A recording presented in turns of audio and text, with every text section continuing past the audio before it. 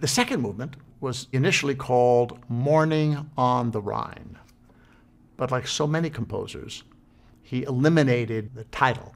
And he felt, oh, the music should stand for itself. It shouldn't need a title. But these days, it's always interesting for us. Not that we're going to listen to this music and say, oh, I can see the Rhine River moving along. I mean, I certainly don't see that. But I could see that one might see that. Anyway, it does help us with the kind of ebb and flow of the way the movement should sound.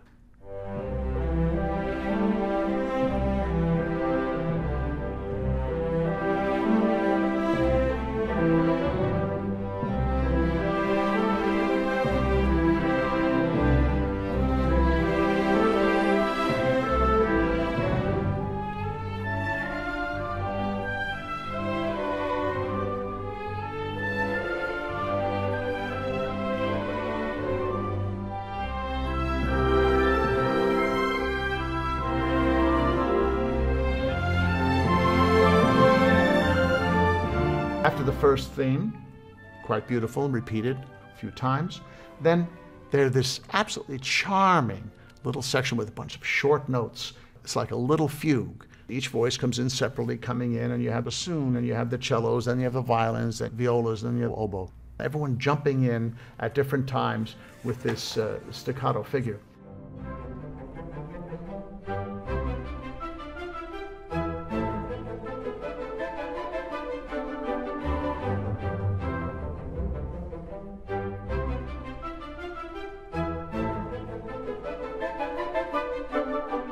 So we have the first section, which is the Rhine melody. Then we have these short little notes and a little fugue. And then he combines a chorale for the winds and horns with the short notes. So the short notes become the accompaniment of this chorale section.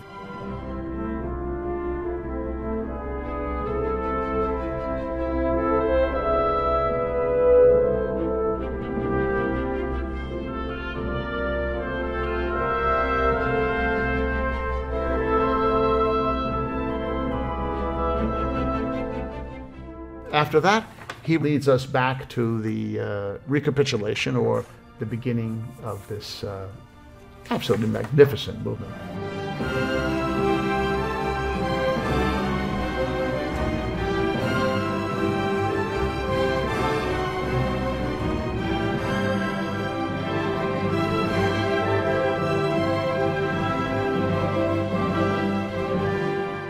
And a little coda comes it to an end.